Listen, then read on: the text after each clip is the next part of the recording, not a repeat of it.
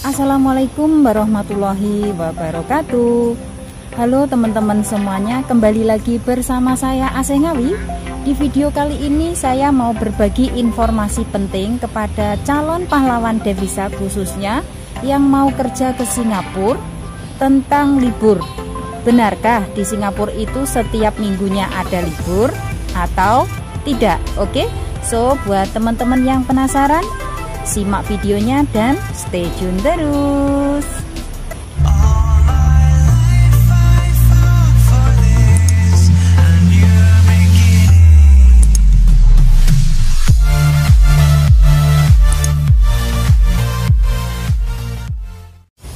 Nah, teman-teman, di sini saya akan menjelaskan secara detailnya tentang libur ya yang ada di Singapura ini, baik yang non ataupun yang sudah ex Singapura. Oke, so sekarang yang non dulu ya. Nah, bagi yang non nih yang mau kerja ke Singapura, yang tanya apakah di Singapura itu ada liburnya, ya seperti itu ya. Kalau yang masih non ini sebenarnya nggak ada libur teman-teman. Tetapi kalau kalian minta libur itu kalian bisa bertanya ataupun kalian bisa ngomong saat di interview. Nah seperti itu. Saat di interview kalian itu bisa ngomong apakah nanti kalau sesampainya saya di Singapura saya ada libur, saya bisa ngambil libur. Nah seperti itu, karena kebanyakan dan mayoritasnya yang masih non itu biasanya ya teman-teman itu nggak ada libur. Tapi ini ada juga teman saya yang masih non, yang masih fresh, yang baru datang dari Indonesia. Nah itu juga ada libur, tetapi dia liburnya setelah habis potongan gaji. Nah dia selepas potongan gaji selesai baru dikasih libur sama majikannya. Jadi teman saya ini nunggu 8 bulan.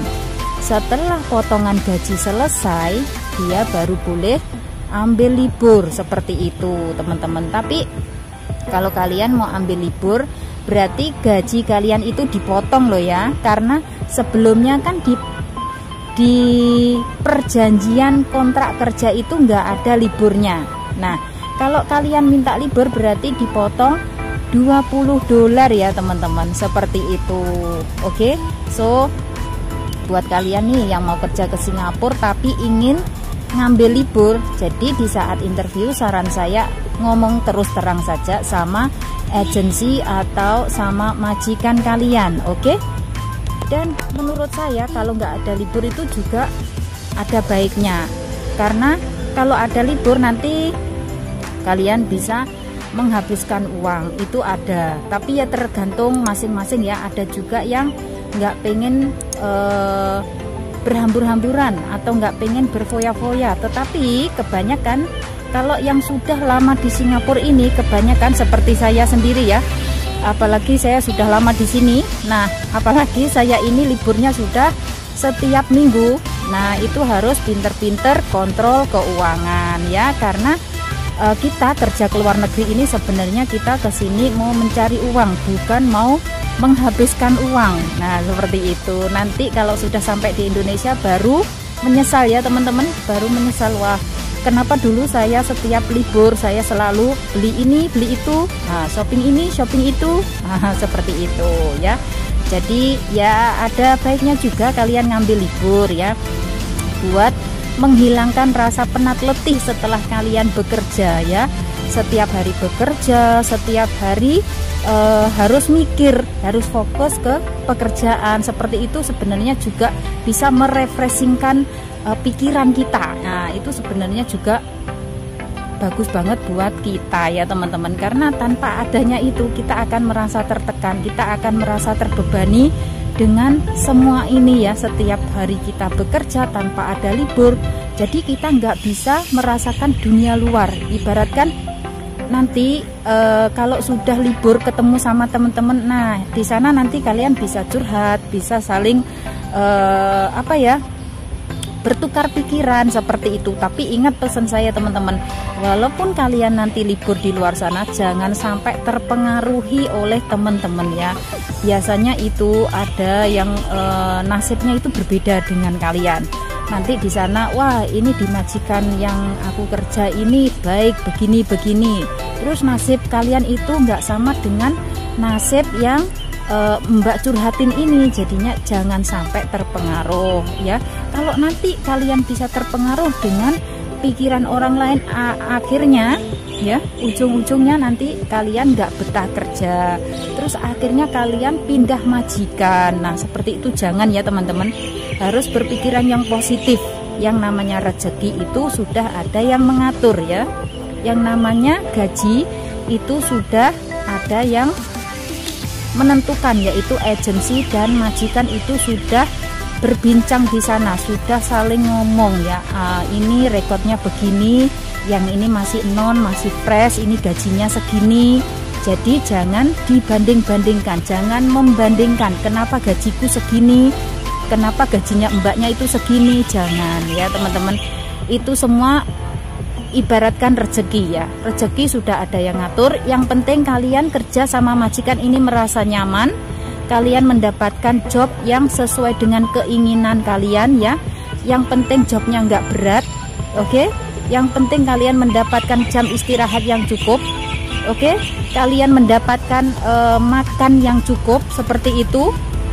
Dan yang paling penting lagi teman-teman, kalian itu kalau bisa ya mendapatkan majikan itu yang sabar, yang baik hati, walaupun gaji sedikit, di situ kalian merasa nyaman.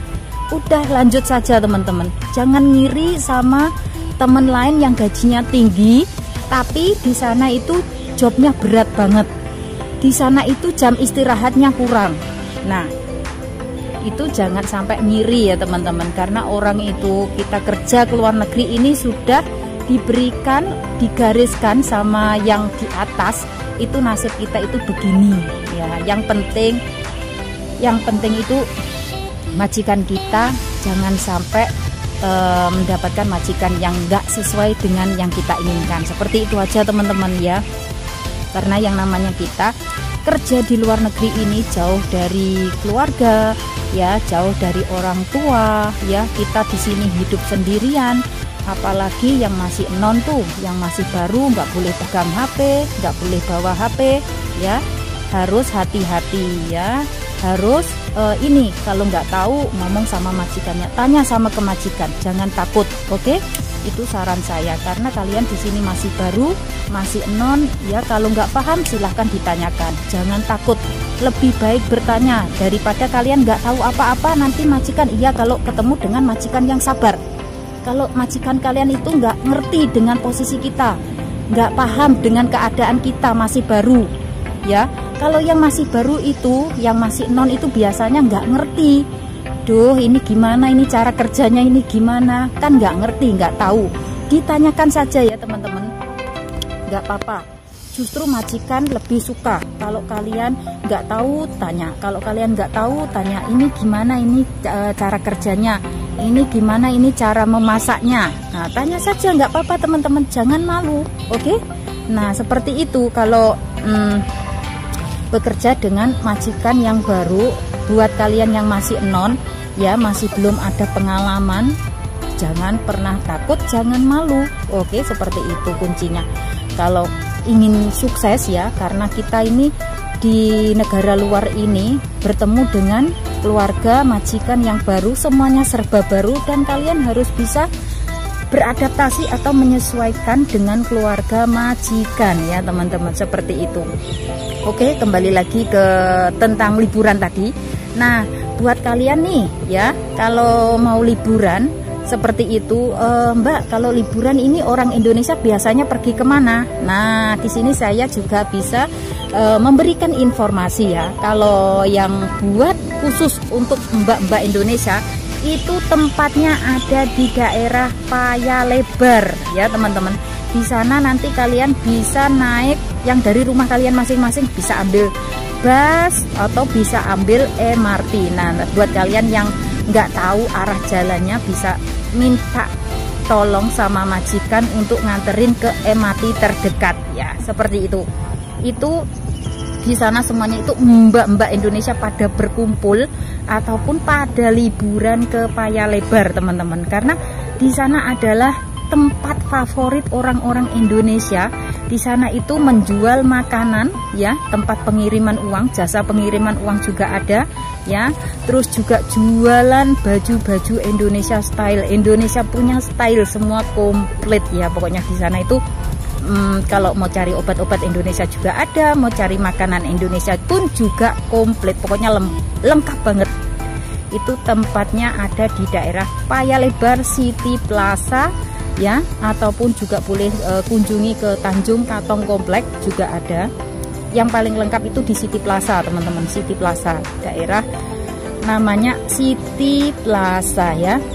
Nanti saya tuliskan di bawah di deskripsi, itu namanya City Plaza, daerah Paya-Lebar, seperti itu aja. Nanti buat kalian yang ingin liburan, di mana sih tempatnya mbak-mbak Indonesia, saya pingin sekali ngomong dengan teman-teman perantauan yang berasal dari Indonesia. Nah itu ada di daerah Paya-Lebar, seperti itu ya teman-teman.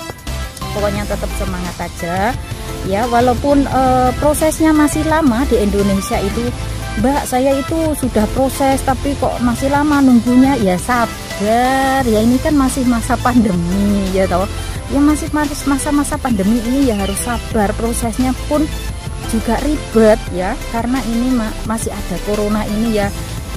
Mau gimana lagi ya, yang agensi Singapura pun sudah berusaha semaksimal mungkin, tapi ya harus sabar menunggu waktunya. Saatnya terbang nanti kalian pasti terbang kok teman-teman ya, jangan khawatir, jangan kecil hati ya, nggak usah terburu-buru, nggak usah tergesa-gesa ya, rezeki itu nggak akan tertukar, oke? Seperti itu teman-teman. Nah buat kalian nanti yang nggak mau ambil libur itu juga mendapatkan uang ganti rugi ya. Tetapi kalau menurut perjanjian kontrak kerja kalian itu nggak ada libur, berarti itu sudah gaji bersih. Seumpama gaji bersih kalian 600, itu sudah termasuk libur, berarti itu sudah gaji bersih kalian termasuk libur, itu 600, seperti itu. Nah tapi kalau kalian mau ambil libur satu kali, berarti 600 dikurangi $20, berarti kalian tinggal ngambil ataupun tinggal sisa gaji $580. Nah kalau keluar liburan itu naiknya apa, terus pakainya apa mbak? Nah kalau bagi yang masih baru ini naiknya naik bus atau naik MRT itu nanti boleh pakai card ya. Di sini bukan pakai ya, kalau naik MRT itu harus pakai card teman-teman. Cardnya itu diisi duit itu $10. Beli cardnya itu harganya $8. Di stasiun MRT itu harga cardnya itu $8.